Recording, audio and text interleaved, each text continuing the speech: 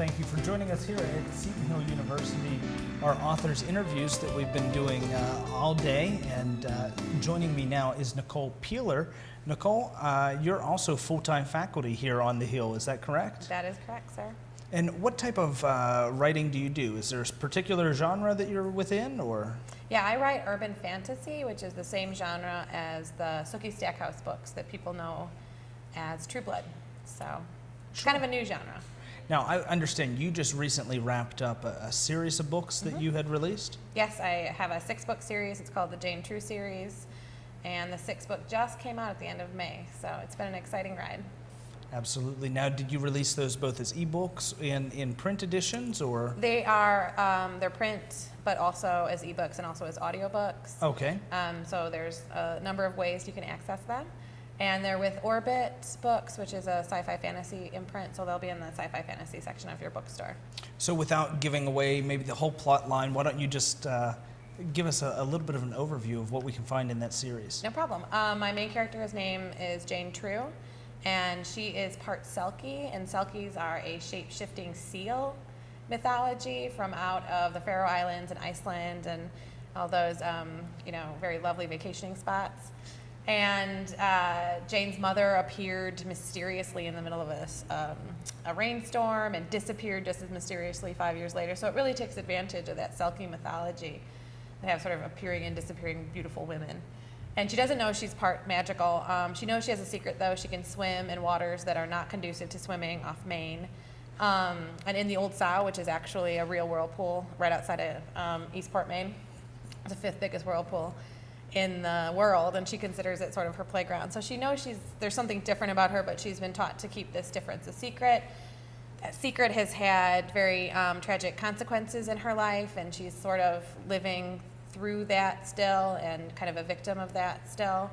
And we see her grow in the series from someone who first learns of her magical heritage to someone who actually becomes a champion. So it's kind of an unlikely heroine's journey at the end of the series. So I've been asking some of the authors what their favorite character is from their book. So in your series, I'm not going to give you that one. I'm going to give you a different question. Good. Who is your favorite supporting character within the series? I've got tons. I have a really crazy cast of characters, and probably one of my favorites is Griselda Montague, who's a former porn star who went under the name Dusty Nethers.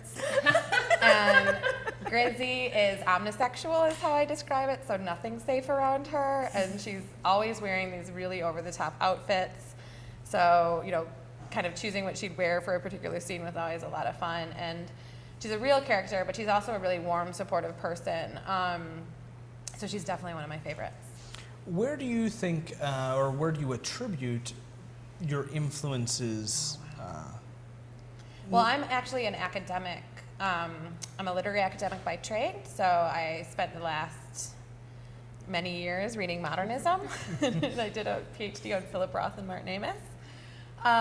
So actually, those have had really strong influences on me.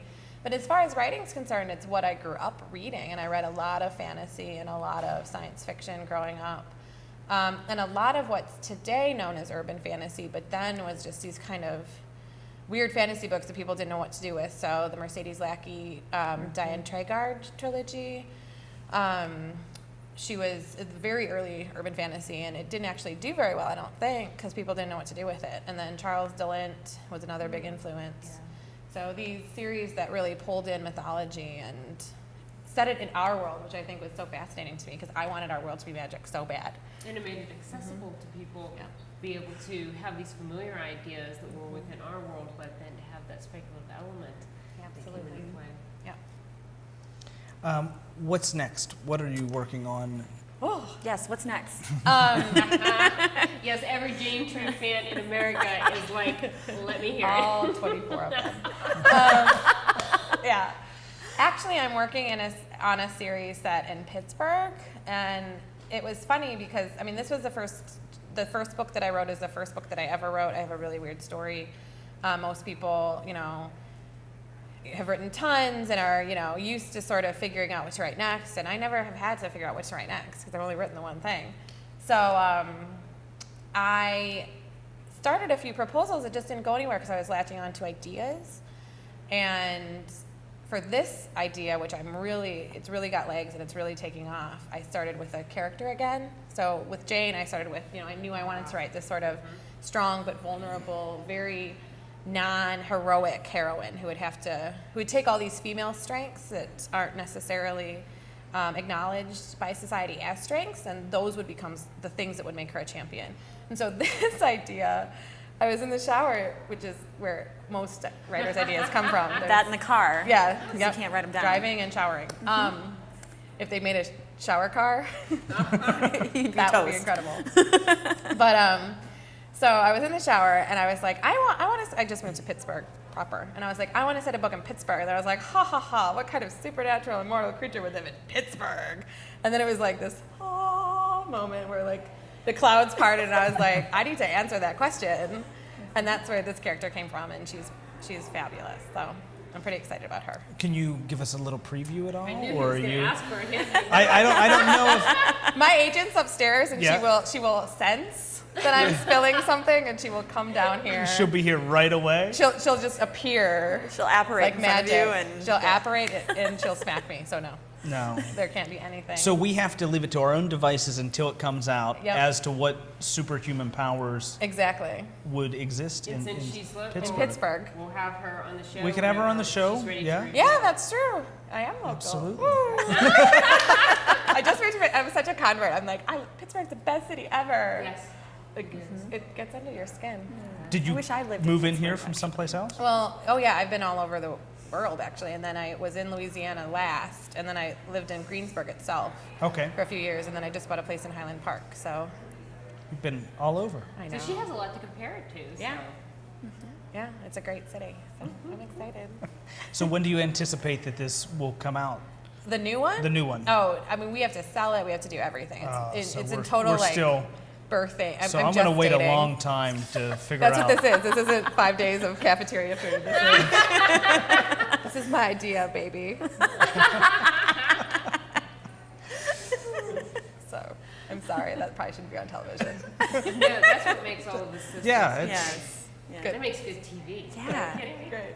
It's the spice of life. So if someone wants to keep up with you and your current projects, dear God. where could they find you? I'm on Facebook like 24/7. It's Okay. kind of eerie and creepy. You can also find me at NicolePeeler.com. So Okay. NicolePeeler.com. Just Google me. Google you? I'm all over. I think that's the easiest way to find people anymore. Absolutely. Nobody even pays attention to the URLs. They just Yeah, put just the name Google right me. in the search engine. You can't avoid me. Nobody wants to.